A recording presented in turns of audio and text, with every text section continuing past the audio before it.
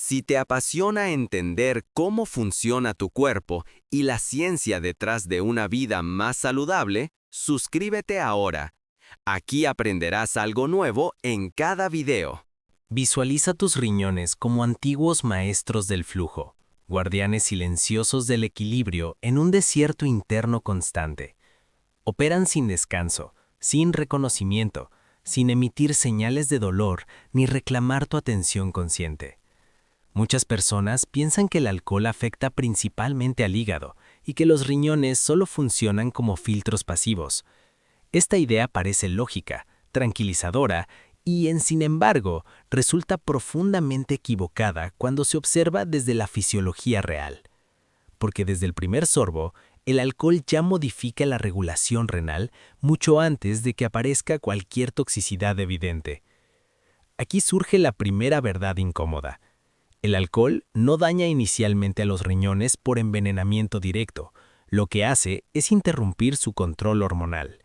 Inhibe la vasopresina, la hormona antidiurética que la hipófisis libera para conservar el agua corporal. En condiciones normales, esta hormona indica a los túbulos renales que reabsorban agua y la devuelvan al torrente sanguíneo. Los Institutos Nacionales de la Salud explican que la vasopresina mantiene estable la osmolalidad plasmática y el volumen circulante. El alcohol bloquea abruptamente esta señal, dejando a las células renales sin guía para regular la hidratación. Como consecuencia, los túbulos colectores liberan agua hacia la orina sin considerar el verdadero estado de hidratación del organismo. Orinas más no porque tengas exceso de líquido, sino porque el sistema regulador se ha desorganizado temporalmente. Este efecto diurético aparece con rapidez incluso cuando el consumo parece moderado o social. Investigaciones fisiológicas muestran que el etanol incrementa la producción de orina alrededor de 10 mililitros por cada gramo ingerido. Pero aquí aparece el malentendido que casi todos interpretan mal. La sed posterior no es solo deshidratación simple, es la manifestación de una emergencia celular causada por el desequilibrio de electrolitos y la pérdida de agua dentro de las células. Las células renales se contraen ligeramente mientras sodio y potasio se desplazan fuera de su equilibrio normal. La clínica Mayo confirma que el alcohol altera la homeostasis electrolítica, no solo el nivel total de agua corporal. Por eso el cansancio se percibe profundo y persistente y no desaparece con solo beber líquidos.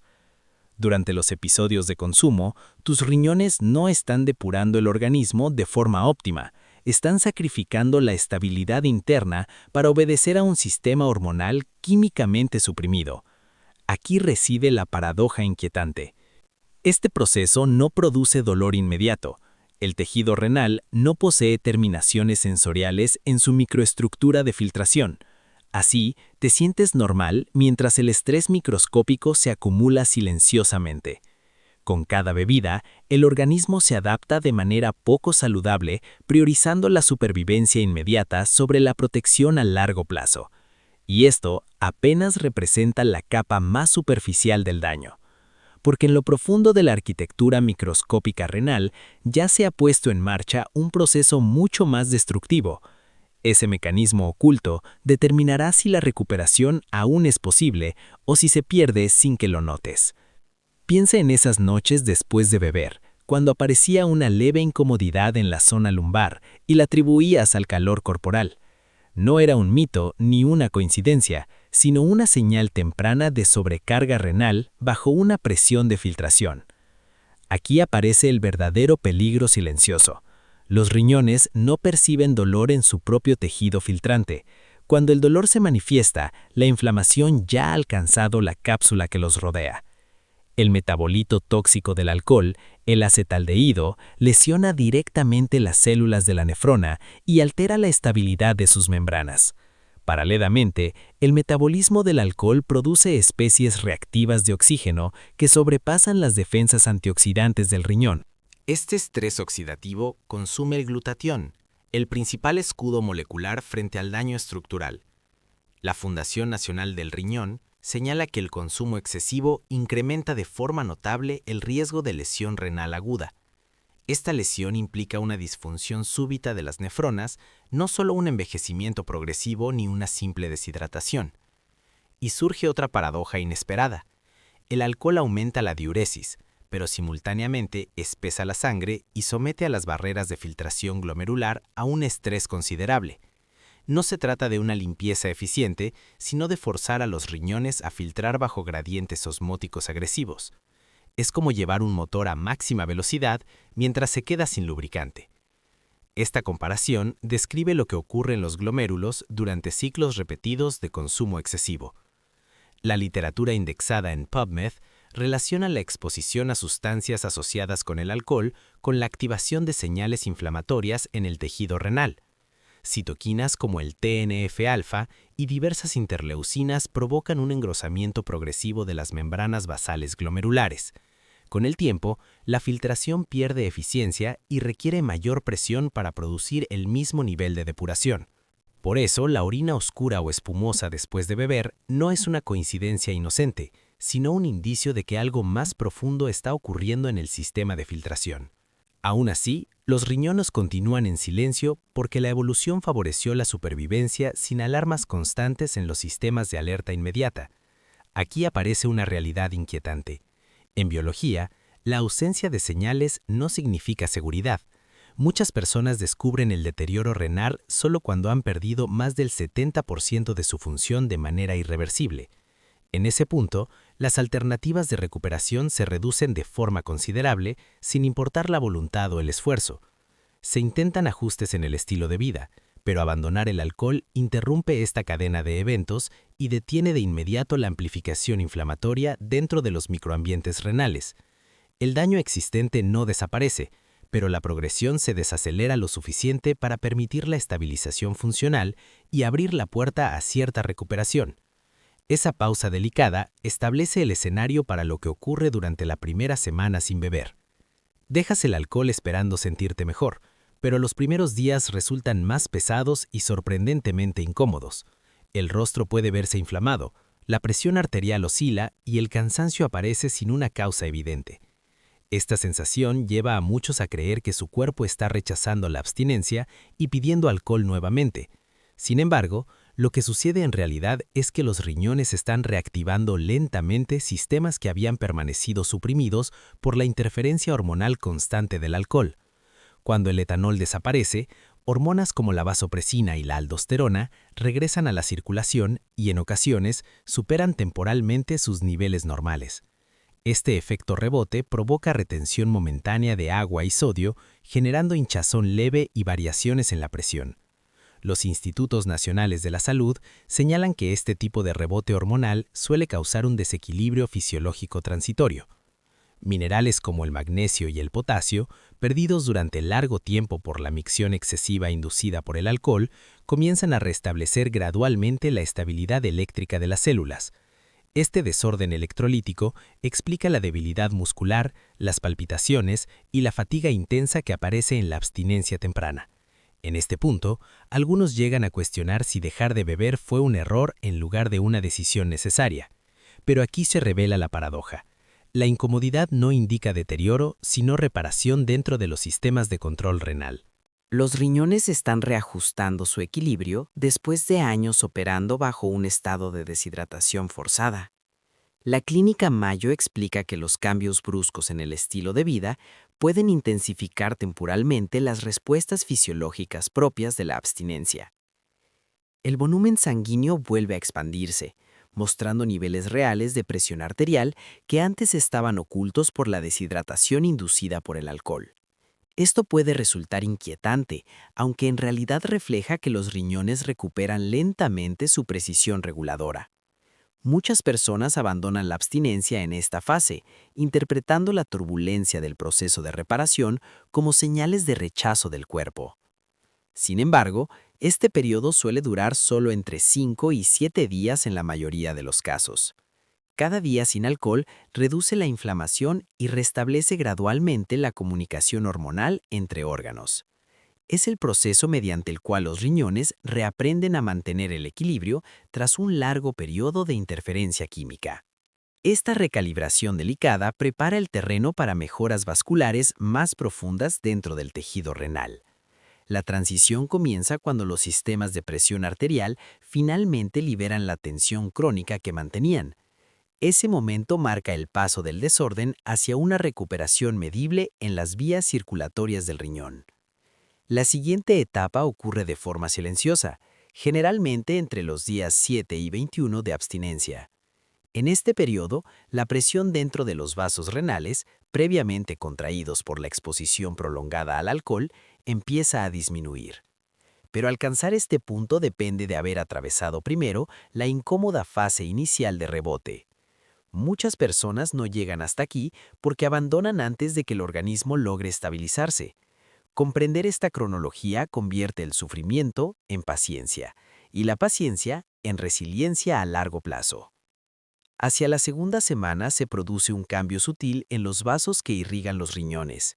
El cuerpo se siente más tranquilo, aunque externamente no parezca haber grandes transformaciones. Esta etapa se centra en la presión arterial, el adversario más constante del riñón. La hipertensión provoca daño silencioso y el alcohol alimenta esta relación destructiva de manera continua. Aunque muchas personas beben para relajarse, los vasos renales se contraen de forma significativa durante el metabolismo del alcohol. Esto ocurre por la activación excesiva del sistema renina-angiotensina-aldosterona, un mecanismo diseñado para preservar la vida en situaciones de deshidratación, no para responder a un estrés químico repetido. El alcohol activa este sistema una y otra vez, obligando a los vasos a estrecharse y aumentando la presión de filtración. La Organización Mundial de la Salud señala una fuerte relación entre el consumo de alcohol y la hipertensión a nivel global. Al principio, la presión elevada incrementa la filtración, creando la ilusión de eficiencia, pero esta aparente mejora se logra a costa de un daño progresivo en las paredes glomerulares y en la red capilar. Cuando se suspende el alcohol, la actividad del sistema renina-angiotensina-aldosterona comienza a disminuir gradualmente. Los niveles de angiotensina 2 bajan, permitiendo que los vasos renales se relajen y se expandan nuevamente. El flujo sanguíneo se normaliza sin necesidad de presiones excesivas, restaurando una dinámica de filtración más equilibrada. Es posible que por primera vez en años observes descensos en tus cifras de presión arterial. Esto no es una señal de debilidad, sino la evidencia de que los riñones recuperan su capacidad de regular el tono vascular de manera inteligente. La revista médica The Lancet ha documentado reducciones significativas de la presión arterial tras aproximadamente un mes de abstinencia. A medida que la presión disminuye, la tasa de filtración glomerular comienza a reflejar la verdadera capacidad renal. Antes, la deshidratación alteraba los valores de laboratorio y ocultaba la tensión funcional subyacente. Ahora, las mediciones se vuelven más precisas, a veces preocupantes, pero clínicamente mucho más útiles. La precisión permite intervenir a tiempo, mientras que la ilusión solo favorece el deterioro silencioso sin que exista conciencia ni corrección. Esta etapa suele acompañarse de mayor lucidez mental, un descanso nocturno más profundo y una disminución inesperada de los dolores de cabeza al despertar.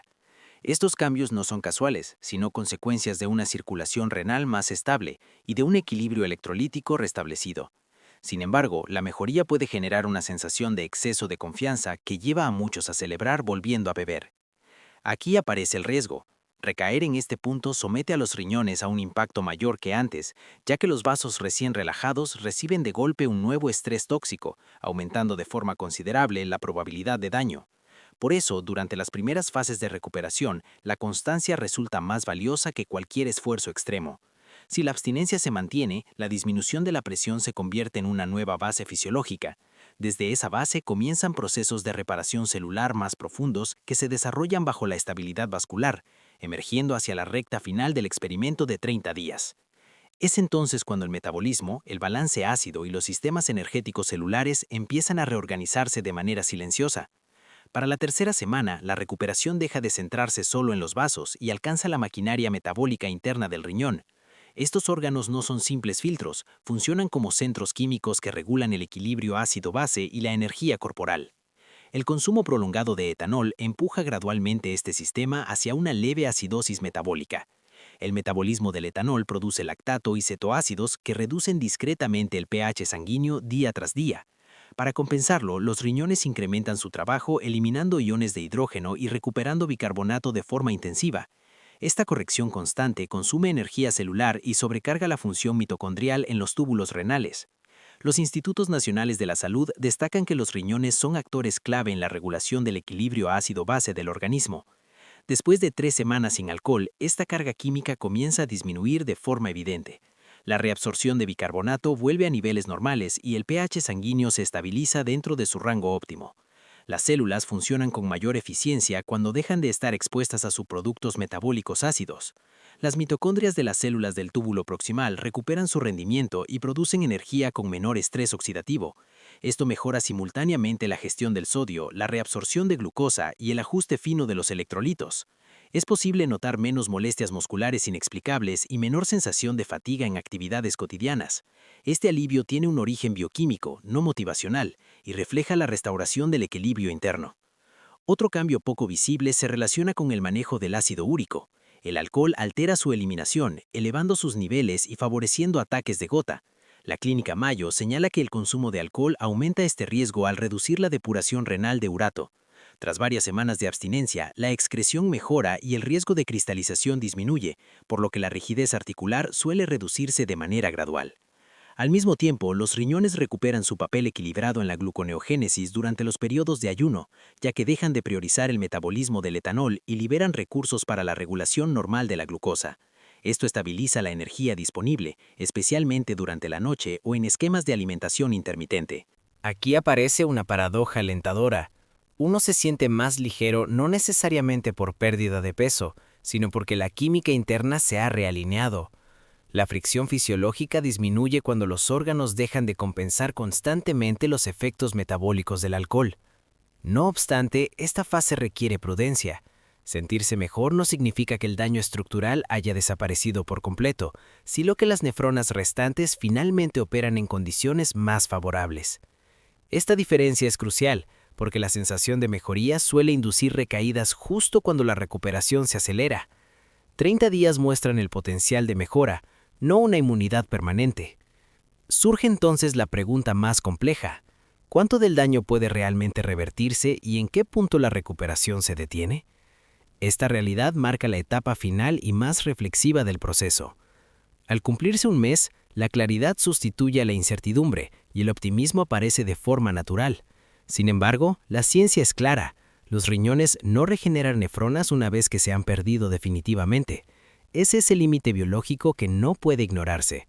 Recuperarse implica optimizar lo que permanece, no restaurar estructuras destruidas. La Fundación Nacional del Riñón explica que la pérdida de nefronas es irreversible cuando el tejido funcional es reemplazado por fibrosis. Por ello, lo que mejora tras dejar el alcohol es la eficiencia de la filtración, no su cantidad total. El flujo sanguíneo se normaliza, la inflamación disminuye y las nefronas supervivientes dejan de operar en modo de emergencia. Esta diferencia separa la esperanza realista del autoengaño. Las personas con daño inicial suelen obtener grandes beneficios, llegando a recuperar un funcionamiento casi normal. En cambio, quienes padecen enfermedad renal avanzada logran principalmente estabilidad, no reversión, y requieren mayor precaución. Por ello, los cambios bruscos en el estilo de vida deben realizarse bajo supervisión médica en poblaciones vulnerables, especialmente en personas con diabetes, gota o enfermedad renal diagnosticada, ya que la abstinencia repentina puede provocar alteraciones electrolíticas o complicaciones. Existe además un fenómeno psicológico conocido como efecto nube rosa, donde sentirse muy bien tras 30 días genera la ilusión de que volver a beber con moderación será seguro. Sin embargo, los riñones conservan la memoria del estrés previo incluso cuando los síntomas desaparecen. Las recaídas pueden desencadenar una lesión aguda sobre un daño crónico existente, acelerando el deterioro. Este fenómeno, descrito clínicamente como lesión renal aguda sobre crónica, suele tener consecuencias desfavorables. La Organización Mundial de la Salud advierte que los ciclos repetidos de abstinencia y recaída aumentan el daño orgánico a largo plazo. Así, la enseñanza principal de estos 30 días no es la abstinencia como meta final, sino la información obtenida, un informe biológico que muestra cómo responde tu cuerpo sin alcohol. Es como experimentar un entorno interno más estable, donde los riñones trabajan con inteligencia en lugar de sobrevivir en estado de emergencia constante. La evolución diseñó estos órganos para periodos de escasez, no para enfrentar continuamente la carga metabólica del etanol. Escuchar su silencio ahora es un acto de cuidado, no de temor. Los riñones no negocian ni dramatizan, simplemente se adaptan hasta que ya no pueden hacerlo. 30 días ofrecen un punto de decisión antes de cruzar ese límite. No representan castigo ni perfección, sino la gestión consciente de una herencia biológica. Si continúas, la recuperación avanza de forma silenciosa. Si vuelves al consumo, el daño retoma su curso desde donde se detuvo. La elección es personal, pero la biología siempre registra el resultado. Espero que este video te haya resultado útil y nos vemos en el siguiente.